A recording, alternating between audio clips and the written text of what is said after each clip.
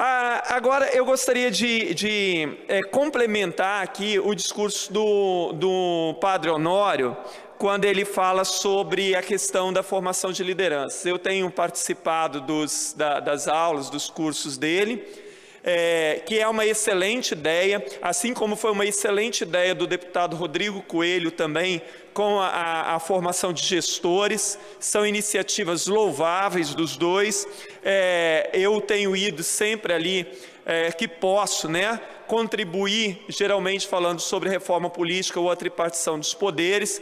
Tem sido sempre momentos muito agradáveis, fazer essa discussão com pessoas. Já estive lá na terra do Enivaldo, em Barra de São Francisco, já estive lá em Nova Venécia, já estive na minha terra, em Santa Maria de Jetibá, enfim, fomos a vários lugares, fomos a Conceição da Barra, e me ponho à disposição sempre que posso. Eu tenho ido, e as pessoas às vezes não entendem, ao dizer assim: você é deputado do PSDB e está participando de um projeto de um deputado do PT. O projeto do Padre Honório não é um projeto ideológico, é um projeto muito bem intencionado na tentativa de uma formação política livre de qualquer tipo de doutrinamento, não é esse o objetivo. Então, e isso tem que ser prestigiado mesmo. Hoje nós temos no Brasil uma dificuldade tão grande, deputado Guerino e Enivaldo, a gente vê isso claramente. Parte da população, ela sequer consegue saber exatamente qual é a função de um deputado estadual, de um deputado federal e de um senador, por exemplo. Ou quais são as atribuições efetivas do Executivo, do Legislativo e do Judiciário.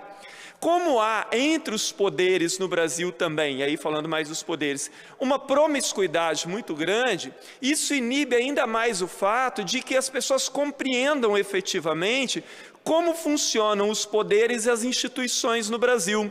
Logo, essa formação ela é fundamental. Eu sou professor há muitos anos, eu tenho dito isso aqui sempre, e sou professor de geografia. Então, sempre nas minhas aulas, quando eu chego na parte da divisão política administrativa do Brasil, eu incluo nessas aulas essa parte do conteúdo, sobre como os poderes funcionam no Brasil, a relação entre eles, como ocorrem as eleições no país. Porque, na verdade, uma das atribuições da educação é formar para a cidadania. Os 3 norteadores básicos da educação brasileira seriam a formação para a cidadania, preparação para o trabalho e a preparação para a continuação dos estudos. Que, claro, a educação brasileira ela não tem dado conta de fazer isso adequadamente. Mas, assim, formar para a cidadania é algo muito amplo.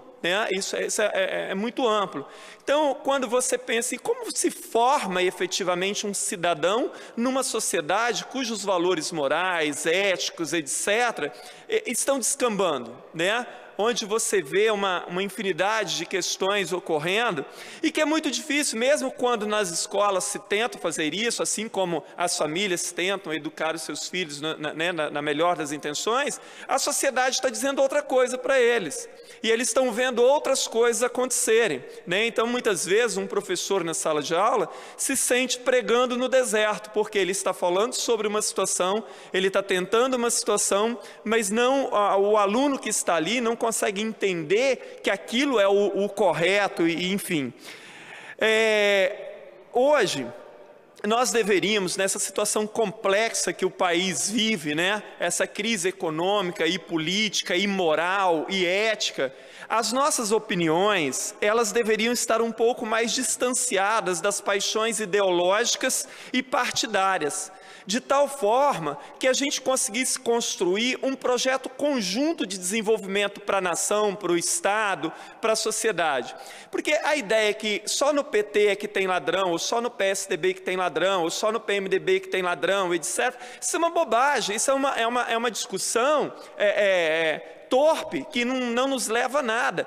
Todos os partidos, sem exceção, têm pessoas boas e pessoas que não valem nada. Então, talvez nós estejamos perdendo uma chance, deputado Enivaldo, de, nesse momento, unir forças daquilo que há de bom em todos os partidos. e tentar construir um projeto conjunto, e depois sim, as pessoas podem disputar aí partidariamente, né? Mas pensando no país, o país é algo muito maior do que os partidos políticos, que inclusive têm se apequenado muito em suas ações. Eu penso, e aí eu incluo o meu próprio partido, o PSDB, que nós estejamos perdendo uma grande oportunidade nesse momento de repensar o país e construir, sim, um projeto de nação agora. Não um projeto apenas de governo, como nós vamos chegar, né, na prefeitura, como vamos chegar no governo do Estado, como vamos chegar na presidência da República. Mas como nós construiremos um país. Como nós poderíamos construir um projeto para que daqui a 10, 20 anos o Brasil não estivesse vivendo, deputado Guerino, essa situação que nós estamos vivendo agora? Porque de tempos em tempos, claro que muitas coisas melhoraram no país, eu acho que as instituições do país têm se mostrado sólidas, apesar de muitos erros, né? Mas agora a gente tem que pensar o país dentro de uma possibilidade maior, né? E sem essas paixões partidárias e ideológicas, né?